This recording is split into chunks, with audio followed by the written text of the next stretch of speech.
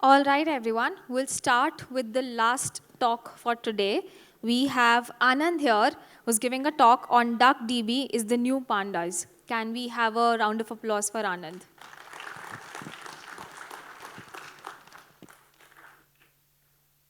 Can we have the slides on? Okay, I like it when it says ready when you are. I'm just barely ready. Uh, actually, I'm still not ready.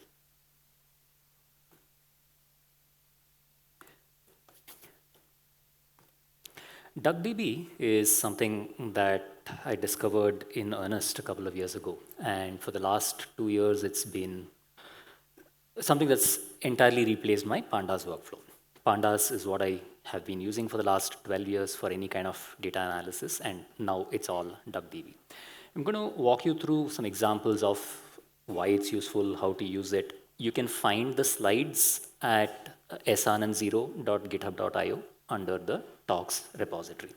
We almost certainly will not have time for questions, but I will be using LLMs during this talk and they are slow. So in the middle, I may have the opportunity to ask questions, answer questions. So you could use this Slido to ask any questions that you may have. The Slido number is 2987234, which means you can, on your mobile, go to slido.com, type in this number, and start posting any questions as they come along. Let's talk a bit about why I shifted over to DuckDB from Pandas. It's fast. The problem originally started with one of our clients, a logistics, a parcel company, that said, see, we want to figure out how many customers are sending parcels above a certain weight or in a specific carrier route or in a specific configuration for a set of products that we have and across each of the cities that we are serving. Now, the data set is large. Every single shipment that they are handling was some 17 million rows, and processing it in Pandas directly was slow. Okay, the questions have started, but you can still see the slide over here. Now, how much faster is it? That is the question.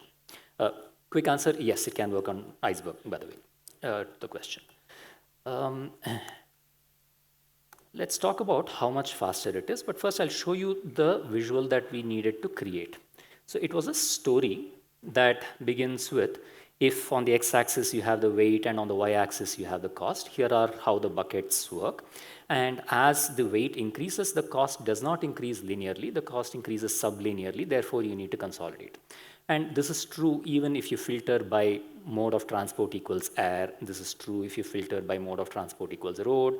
This is true if you use ambient temperature transport for a whole variety of things. So effectively what we are doing here is crunching the data live based on the filters that the user can choose out here and dynamically creating the result on the fly.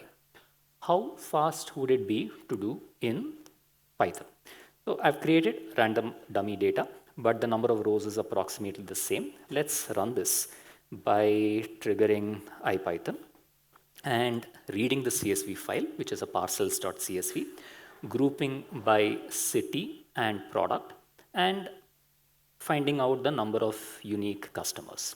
You saw how long that took. Actually, let's find out in a slightly more precise way how long exactly that took. Now, remember that interactions need to be fast. You cannot afford to wait for a second or half a second. It's got to be 0.2 seconds, 0.3 seconds is about as much as we can wait.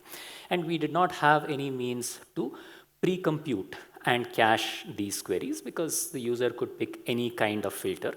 We couldn't put it into a database and all of that. That basically meant that a project that should have taken only 2 weeks would have ended up taking 2 months. That was completely out of question. 4 seconds approximately is what Pandas takes on this. We could use Polars, which is a faster version, but let's see how much time it takes on DuckDB by going to the next slide. So firstly, we can import a CSV directly. It has some excellent processing capabilities in terms of how it handles messy CSV files, far better than any of the other tools that I've seen. Now let's run this query. We are saying, remember, it's just SQL.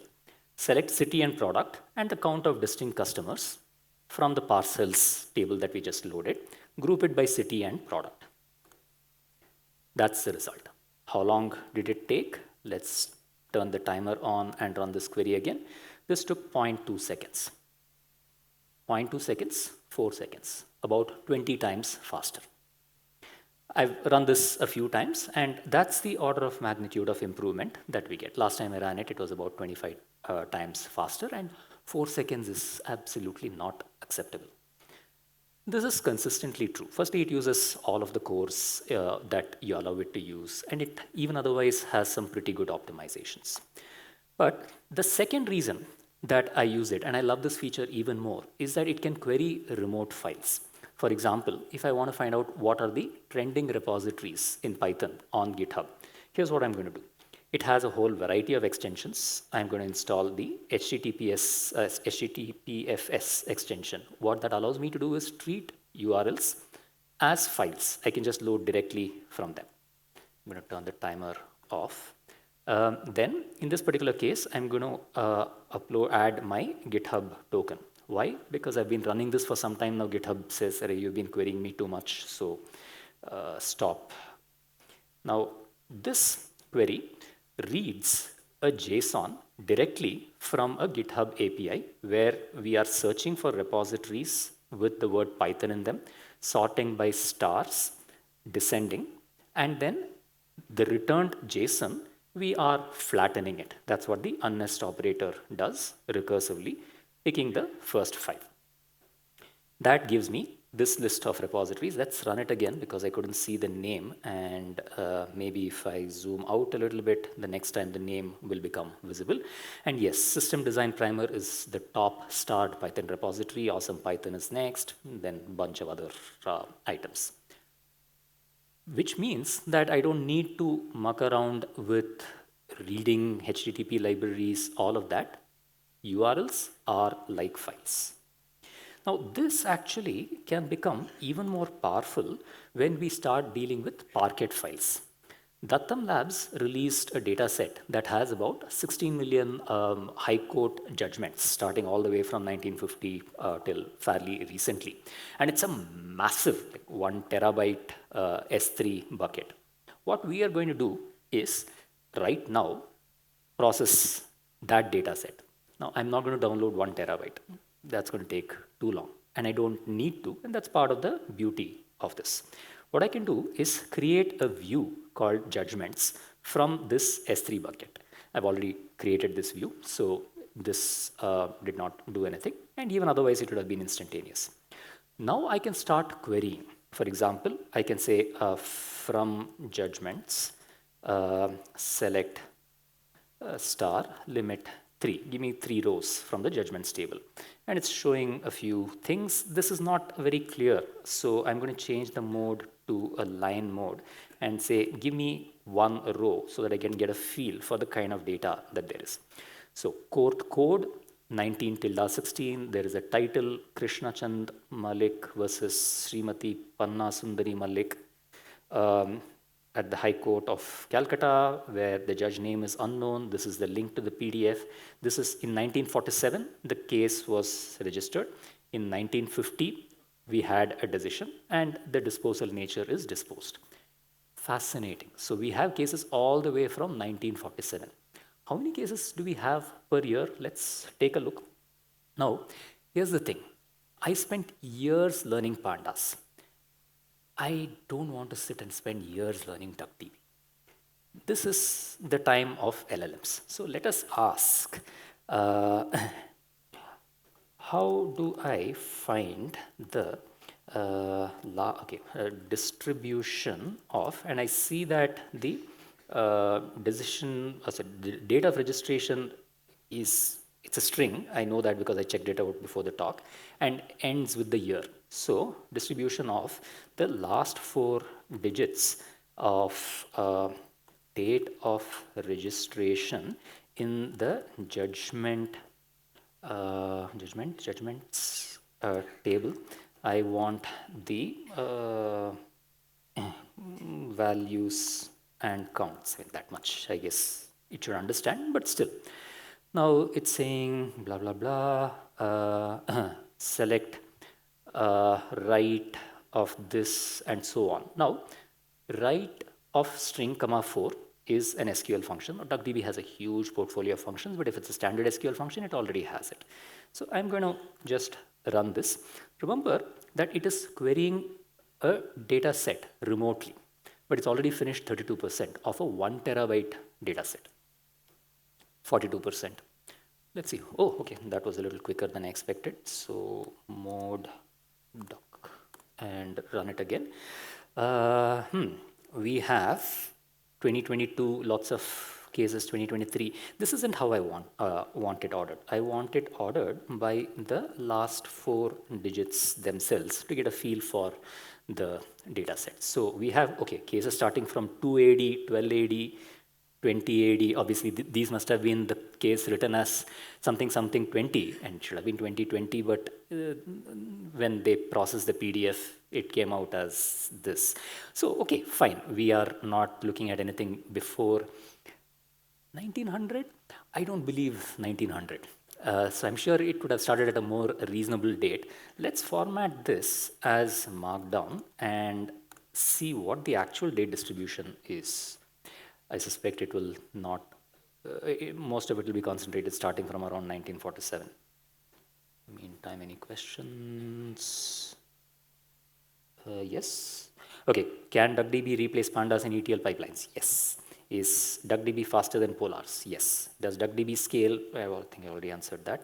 Is DuckDB primarily an in-memory database engine, or does it support other processing modes as well? Primarily in memory, but has remarkable capabilities to integrate with practically anything else. So it can do whatever it does in memory or on disk or on the network or interface with other systems. But natively, it is in memory. And I'll show you other stuff. Why not use SQLite? Huh? Try doing all this stuff on SQLite. So, right. So we have some cases starting 2030 and all, which is rubbish. Cases starting, okay, 1970, there is a spike, and that will be interesting to see. 1947, 1950, there was a spike, and yes, we know why, but maybe these cases are real. Maybe these 1920, 1930 cases are real. Let's do something a little more complex. Let's say I want to, actually, the thing about this is all of this writing is painful. I'd rather talk. So let me use a little script that I like to use. So what I want to do is take this judgments table and find out roughly how long it takes from the time the case is registered to when the case is disposed of. Now the case registration is a string, so we want to pick the last 4 digits from this, the last 4 letters, and convert it to a number. For the date of registration, oh sorry, actually I take that back. For the date of registration, it's in the DDMMYYYY format. So let's parse that. And for the disposal date, we have it as an actual date. So let's just use that date and find out the difference. Anything that's more than, let's say, 50 years, we should ignore as an outlier.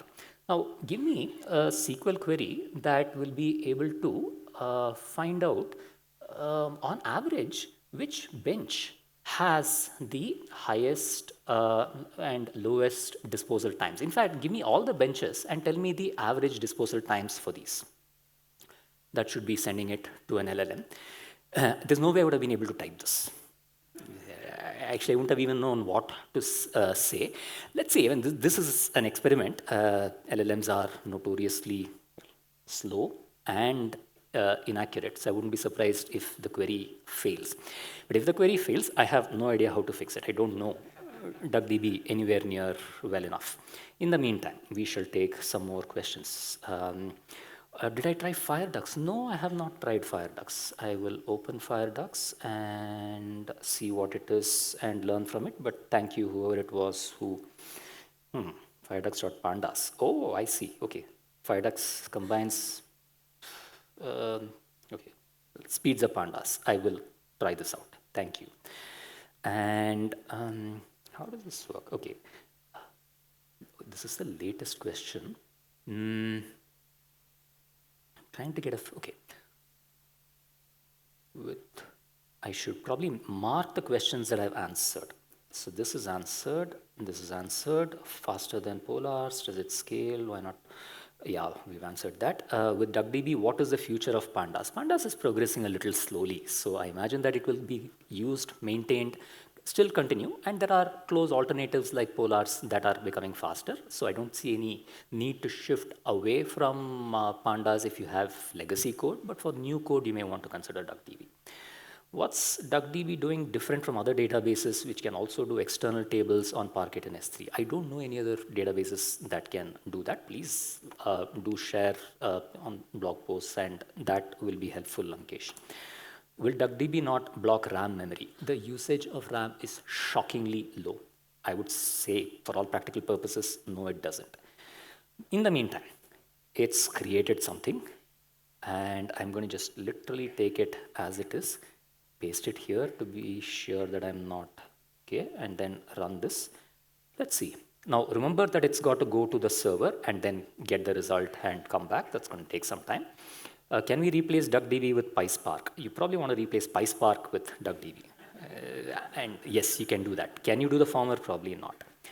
Why is it so fast? I have no idea, but apparently the people who wrote it are ultra geniuses, and arguably, Pandas was written by an ultra genius as well. So these kinds of people I tend to follow a lot. Can we do matrix multiplication in DuckDB? Absolutely. And you can do cosine similarity, and I'll show you that and a whole bunch of things. Oh, sorry, I checked the wrong question. But sorry, I missed some question. Can this run the Aadhaar database so that we can do 360-degree surveillance without leaking? I do not know how the Aadhaar database is structured. So maybe it'll be worth trying. For structured SQL, does it have any advantages over Postgres? You don't want to replace a transactional database with an analytical database. You want to analyze stuff, use DuckDB. You want to store data robustly, do ACID transformations and all of that, stick to Postgres. And DuckDB can connect to Postgres, do the querying on top of that and stuff like that. But here we are.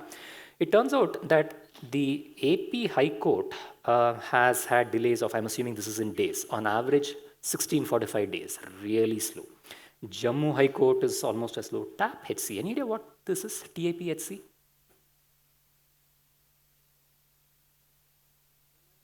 Telangana, Andhra Pradesh. Ah, okay, so fine. AP and Telangana, Andhra Pradesh are slow. Calcutta is reasonably slow. Who's fast? Calcutta Circuit Bench is really fast.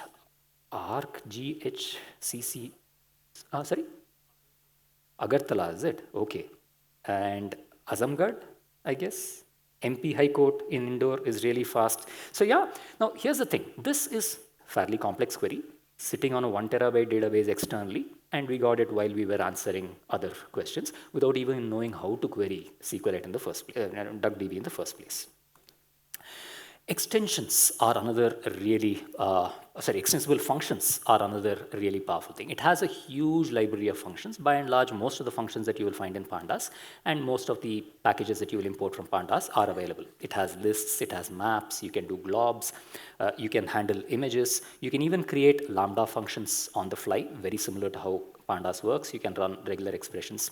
So what we are going to do is create a function called letters. What that lets us do is scramble all the letters, and it will help us find anagrams. What we're doing is creating a macro, which is the equivalent of creating a function, by converting a string to lowercase, replacing all the Unicode letters, and converting it into an array and sorting it.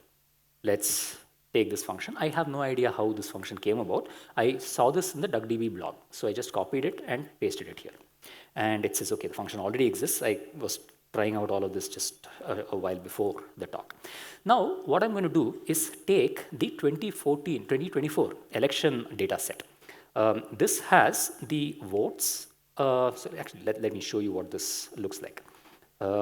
This table already exists, has for each state, let's run this. For each state, for each constituency, what party fielded what candidate and how many votes they got and stuff like that. So now, if I want to find out who are the candidates whose names are anagrams of each other, I will select candidate 1 and 2 from the same table where the letters function, now you can call it as a function or you can use the dot notation, both are equivalent, where the name, first name's letters and the second name's letters are the same, and just so we don't duplicate, we say name 1 is less than name 2 so that it avoids identical names, or repeating the same thing twice. Whole bunch of interesting names, but you'll see that some of these are, Babu space Lal, Babu Lal. Okay, that's fine. One candidate putting in their names in 2 constituencies, or maybe they are really 2 people, just the names are spelled very similarly. I don't really consider these different. But Amaresh and Ramesh A. Okay, that's an interesting difference. Or Ravinder and Virendra right below. Okay, that's an anagram, not something that I would have thought of. But the anagram that really struck me was Hirak Sinha is an anagram of Krishnaya. Yeah, okay, that's far off. So that got me thinking, are there actually people who have identical names from the same constituency? 2 people having the same name in one constituency in the same election. This has happened before. In 2014, for instance, there were 14 Chandulal Sahus who stood for election in just one constituency. There were 11 Lakhanlal Sahus who stood for election in one constituency. There were 3 Hema Malinis in one constituency. One was the real Hema Malini, well, I mean, the Hema Malini we all know, and the others were obviously fielded by competition or just frustrated individuals. So what we're going to do is run this query, which says get the 2 candidates' names, their parties in the constituency, check if the letters are the same, and the party should be different, and the constituency should be the same. Let's see. In 2024, it turns out that there was one constituency, Chennai Central, where we had B. Parthasarathi from Desiya Murpokku Dravida Kazhagam and B. Parthasarathi, who was an independent, who was clearly standing there to make sure that this gentleman loses. Now, we again did not download this data set. It was just sitting there remotely. The other really cool thing that I like is that DuckDB runs everywhere. It's embedded, so you can put it into Python, you can put it into Node.js, you can put it into Rust, you can put it into C++, R, Java, you can put it in the browser. And the way you run this is, let's say I'm going to run IPython inside DuckDB. Now import DuckDB, and now, okay, I've forgotten all the commands. So yeah, give me a minimal code snippet to use DuckDB in Python. See, not only have I forgotten how to, do I not know how to use DuckDB, I've forgotten how to use Python also. So it says import DuckDB and then connect to DuckDB. I'm still good at copy paste. Result equals con.execute, and whatever SQL query you want, you can put it in here, exactly like you would do it for SQLite, I think. And then we print the result. So yeah, that works. Very embeddable. But what I also like about this whole thing is that you can run it in the browser. So with Wasm, you can just load DuckDB online, and that's what it's doing. It's instantiating DuckDB in the browser. This fetches a medium-sized package, and now I can run the same query that I ran a short while ago. Okay, select 20 plus 20. Gives me 40, the same interface, and I can even install many of the extensions that we used and have it run online. This I found pretty powerful because I was and how do you do this? The code is here, but you basically install it. You can do that from a CDN like JSDeliver. You don't have to download DuckDB locally using node modules. And then these 4 lines will allow you to connect to the database, query the database, get the response as an array, close the connection. That's it. Very similar process across all systems. Now, How was this useful? One of the things I found particularly useful was I run this course at IIT Madras where we run exams online. And I find it very convenient to have students not choose from multiple choice questions, but actually write the code and evaluate them. And I'm very stingy. I don't want to spend on a server. Now, all of these students anyway have decent machines, or even if they don't, they should probably run it on a good machine. And their browsers have fantastic capacity. So why don't I use their capacity, compute capacity, to run the code? So here is a question that says figure out how to improve sales and all of that. And I can now run a query like select star from sales and check. And it turns out that by running it, I got about 10,000 rows, but I should have gotten only 24 rows. All right, so let me limit it to 24 just to try and cheat the system. So that check passed. Now the second check, it's saying in row 0, the column R was supposed to be 0, but you got a nan. In other words, it's dynamically running the query in the browser, and we are able to see the results. And that, I think, is pretty useful in many scenarios. You can even run it in ChatGPT.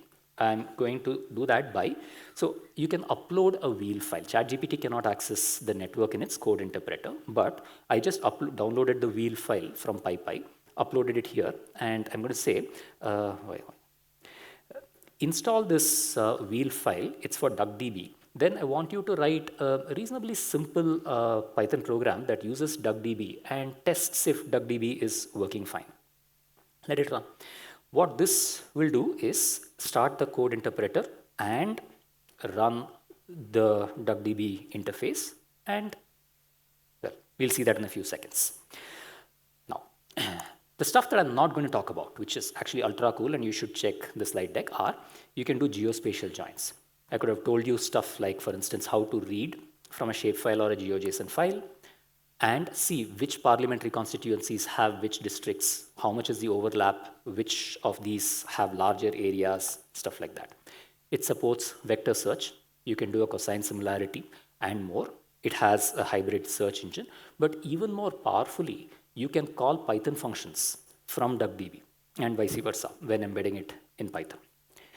The sheer number of extensions that it has. Out of box, you can connect with AWS, Azure, you can connect a whole bunch of databases. This is just the default, official extensions. This is the list of community extensions which are there on the DuckDB site. This apart, people have created a huge number of extensions. For example, this lets you run RAG directly. This lets you treat the shell itself as a database. This lets you treat Power BI as a data source, Google Sheets as a data source, blockchain in DuckDB, you name it. And their blog is a fantastic source of news. You really should check it out. On the whole, I'm going to say just one thing. DuckDB is more than just the new Pandas. Try it out, and including in ChatGPT, where it can just take your wheel and run it. Use it with LLMs. I think you'll find it remarkably powerful. I'm not going to take questions because there are stop signs going on, but I will try and answer these questions offline if you catch me. I'll repeat. Please try DuckDB. Thank you.